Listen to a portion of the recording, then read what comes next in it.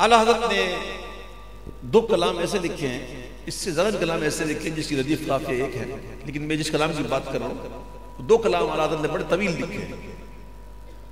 ایک کلام کو رنگ علمی کہتے ہیں اور ایک کو رنگ عشقی کہتے ہیں۔ ایک میں علم کا رنگ ہے تو دوسرے میں عشق کا رنگ ہے۔ تو اعلیٰ حضرت نے لکھنا شروع کیا کہ شکر خدا کہ آج گھڑی اس سفر کی ہے جس پر نثار جان فضا ہو ظفر کی ہے۔ یہ لکھنا شروع کیا، لکھتے لکھتے چلے میں دو تین شعر پڑھتا ہوں۔ شکر خدا کہ آج گھڑی اس سفر کی ہے، شکر خدا کہ آج گھڑی اس سفر کی ہے جس پر نثار جان فدا و ظفر کی ہے۔ شکر خدا کہ آج گھڑی اس سفر کی ہے، گرمی کا تپ ہے درد ہے کلفت سفر کی ہے، گرمی کا تپ ہے درد ہے کلفت سفر کی ہے۔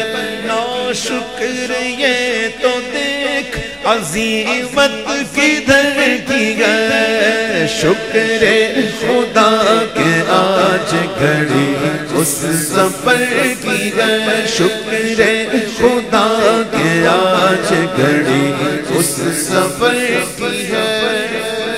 ایک ایک شعر میں تقریر ہے،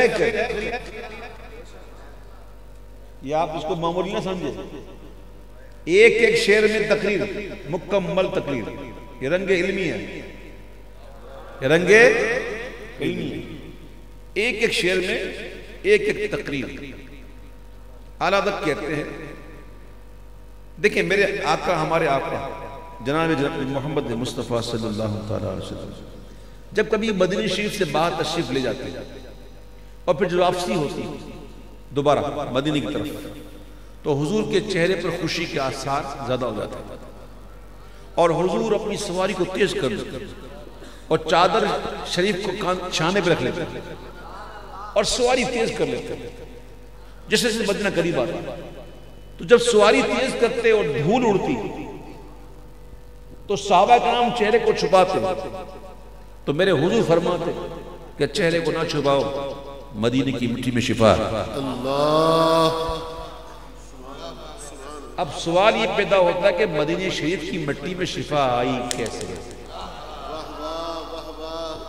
محبوب کے آنے سے پہلے یثرب تھا، بیماریوں کا گھر، جو جاتا تھا بیمار ہو جاتا تھا، لیکن جب حضور کے قدم آئے تو پھر وہ طابہ ہو گیا، طیبہ ہو گیا، مدینہ منورہ ہو گیا۔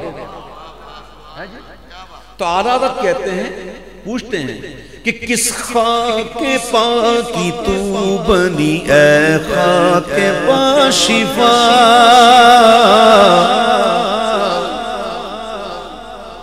کس خاک پاکی تو بنی اے خاک با شفا، بتا تجھ کو قسم جناب مسیحا کے سر کی ہے، شکر خدا کہ آج گھڑی اس سفر کی ہے۔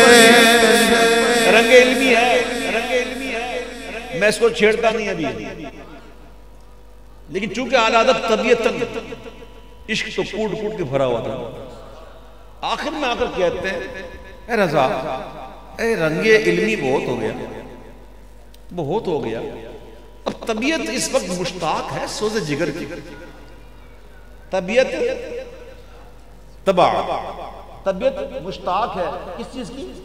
سوز جگر کی، اس لیے آ کچھ سنا دے عشق کے بولوں میں اے رضا، آ کچھ سنا دے، کچھ سنا دے، کچھ سنا دے، کچھ سنا دے، کچھ سنا دے، کچھ سنا دے، کچھ سنا دے، پورا نہ، پورا ہضم ہی نہیں ہوگا، پورا ہضم نہیں ہوگا۔ یہ عشق جو ہے نا، یہ ہر ایک کو ہضم نہیں ہوتا، عشق میں کئی باتیں ایسی ہوتی جو بتانے کی نہیں ہوتی. میرے امام کہتے ہیں چل آ کچھ سنا دے عشق کے بولوں میں اے رضا، مشتاق تب علازت سوزے جگر کی ہے.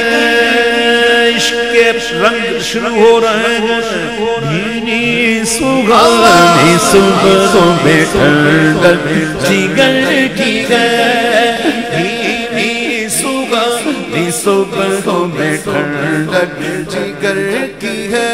کلیاں کھلی دلوں کی ہوا یہ کدھر کی گئے، آ کچھ سنا دے عشق کے بولوں میں اے رضا. عشق کے بول، صدائے جرس سنا ہے آپ نے؟ صدائے جرس آپ نے سنا ہوگا لیکن آپ کو پتا نہیں کہ اس کو صدائے جرس کہتے ہیں. اسکول پڑھی، اسکول پڑھیے، اسکول کے اندر چھٹی ہوتی تھی، ہاف ٹائم ہوتا تھا تو کیا ہوتا تھا، لوہے کے تختے پر لکڑی کا ہتھوڑا مار کیا کہتے تھے، ٹن ٹن ٹن ٹن ٹن ٹن ٹن ٹن ٹن ٹن ٹن ٹن، اسے کہتے ہیں صدائے جرس. کیا کہتے ہیں، اطلاع ہوتی ہے. تو اس دور میں کہ جب گھوڑوں پر، کھچروں پر، اونٹوں پر پیدل سفر ہوا کرتے تھے اور قافلے چلتے تھے، قافلے. آج کل کی طرح تھوڑی کہ جو مرضی آیا جی ایم سی ہائر کی نکل گئے، پہلے نہیں تھا. پہلے قافلے چلتے تھے، قافلے، اور قافلے کے ساتھ جاتے تھے، قافلے کے ساتھ آتے تھے. تو کوئی قافلے سے بچھڑ جاتا تو بڑی تکلیف ہوتی تھی. تو یہ اطلاع دیتے تھے چل مدینہ، چل مدینہ، چل مدینہ. جب اعلیٰ حضرت کے کانوں میں صدائے جرس پڑی تو امام کہتے ہیں کھبتی ہوئی نظر میں ادا کس سحر کی ہے، چبھتی ہوئی جگر میں صدا کس گجر کی ہے. آ کچھ سنا دے عشق کے بولوں میں اے رضا. ہم گرد کعبہ پھرتے تھے کل تک اور آج ہم پر نثار ہے یہ ارادت کدھر کی گئے. آ کچھ سنا دے عشق کے بولوں میں اے رضا. کالک جبی کی سجدہ در سے چھڑا،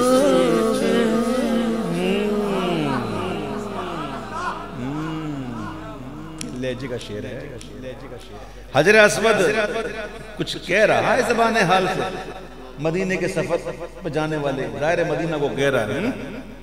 کالک جبی کی سجدہ در سے چھڑاؤ، مجھ کو بھی لے چلو یہ تمنا حجر کی ہے. آ کچھ سنا دے عشق کے بولوں میں اے رضا. مدینے کا قصد کر لیا، اب مدینے کا قصد ہو گیا، بس جب ہو گیا تو ہو گیا، اب مڑ کے نہیں دیکھنا. جب مدینے کا مسافر جا رہا ہوتا ہے تو آغوش حتیم اپنی آغوش کھول کر دعوت دے رہا ہے، جا مجھ میں دوبارہ نہ پڑ، مجھ میں پڑے گا تو ایسے جیسے اینڈ کعبے میں پڑی، آ جانا، دعوت دے رہا ہے.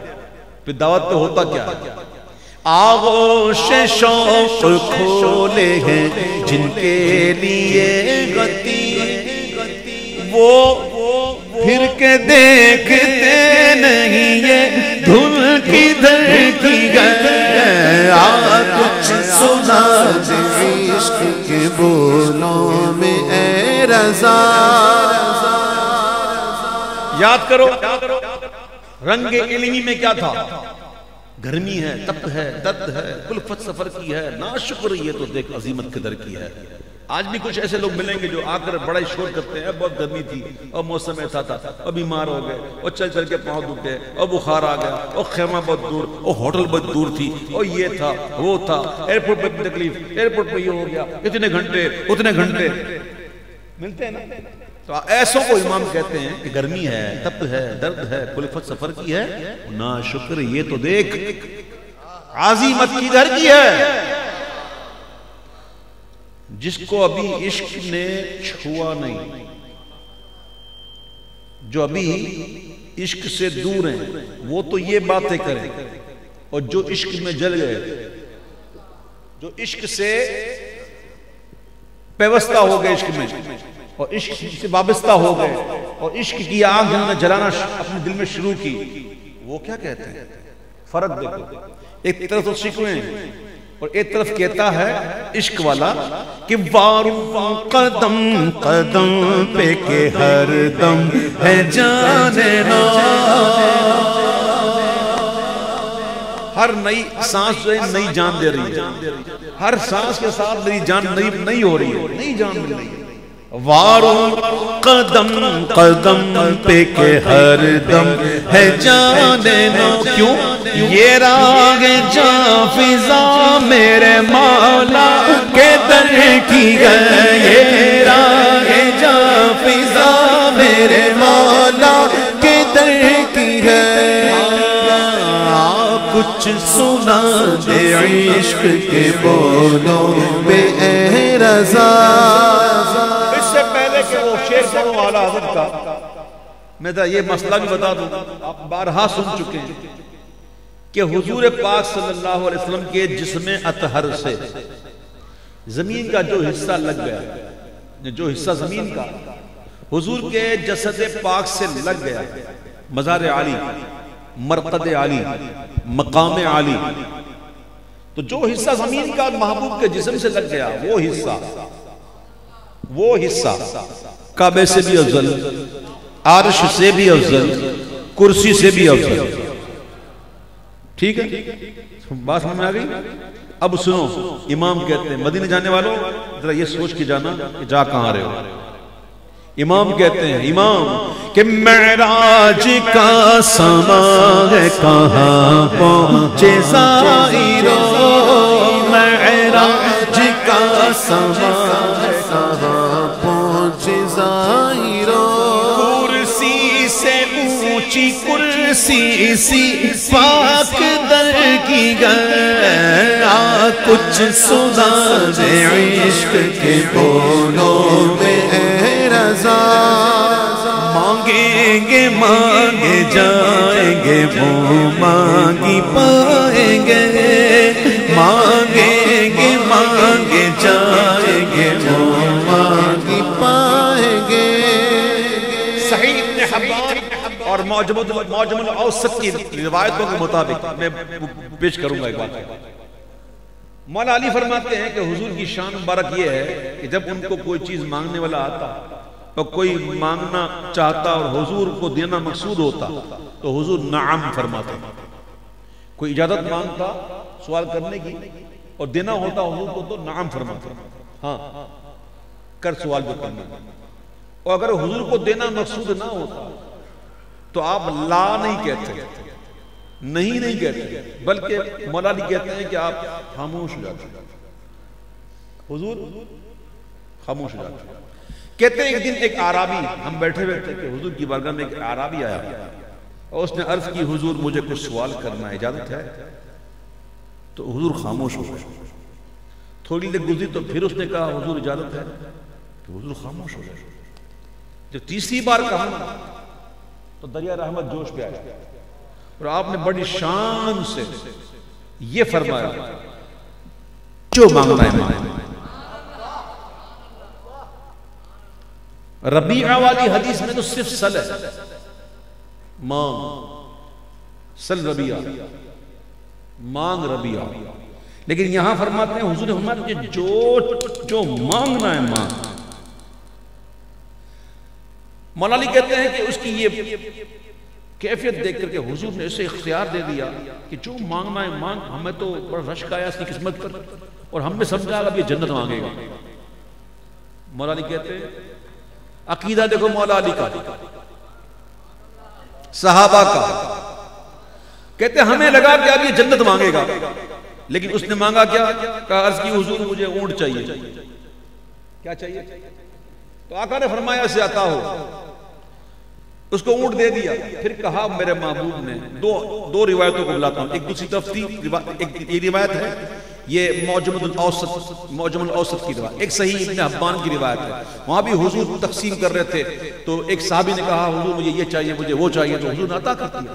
پھر اس نے کہا کہ سرکار نے وہاں بھی کہا، یہ بھی کہا کہ اس سوال کرنے والے سے تو وہ بوڑھیا اچھی مانگنے والی تھی،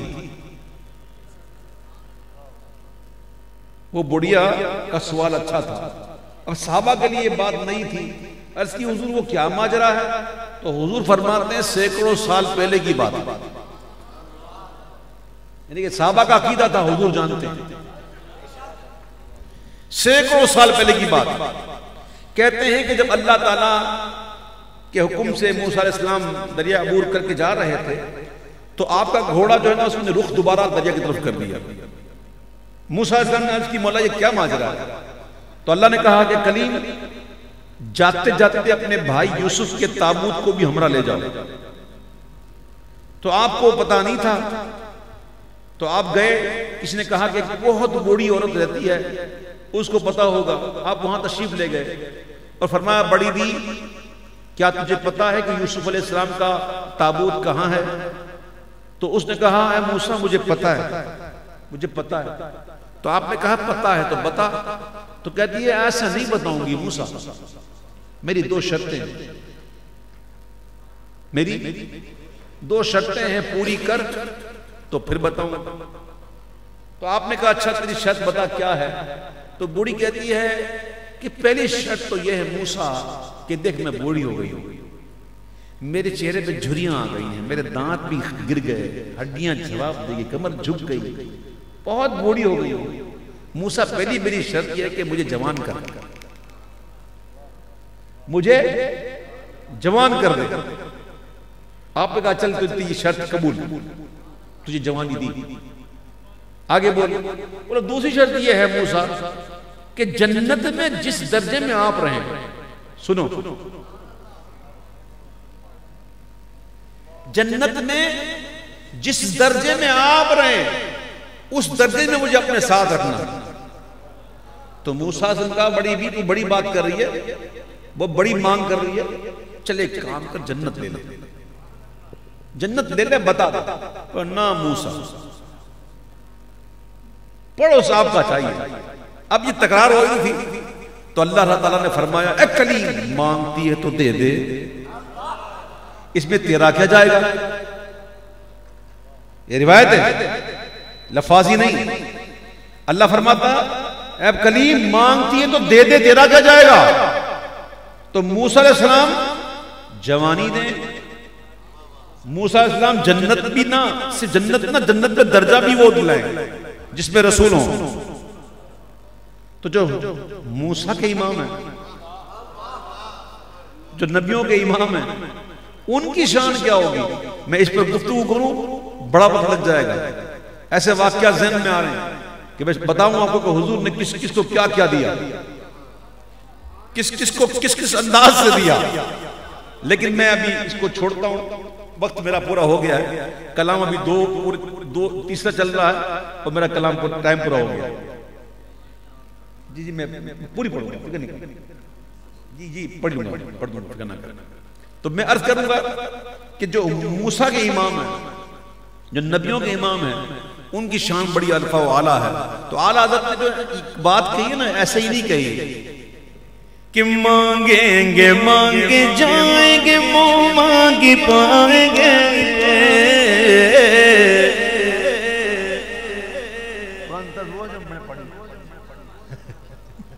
یہ کہہ رہے پرانی طرز میں، یہ پرانی طرز یہ نہیں ہے، طرز پرانی وہی جو میں نے پہلے پڑھی، آپ لوگوں نے سنی نہیں ہوگی. ٹھیک ہے. تو مانگیں گے مانگے جائیں گے، منہ مانگی پائیں گے. سرکار میں نہ لاگ نہ حاجت اگر کی ہے، آیا ہے بلاوا مجھے دربار نبی سے، دربار نبی سے. پیغام سبا لائی گلزار نبی سے، آیا ہے بلاوا مجھے دربار نبی سے، دربار نبی سے۔ لب واہ آنکھ بند گئے پھیلی گئے جھولیاں، اس شعر کو میں کیا بتاؤں کیا یہ شعر، وہ بس سمجھداروں کے لیے کافی ہے کہ لب کھلے کب رہ جاتے ہیں، نہیں سمجھو گیا، منہ کھلا رہ گیا، یہ کب ہوتا ہے؟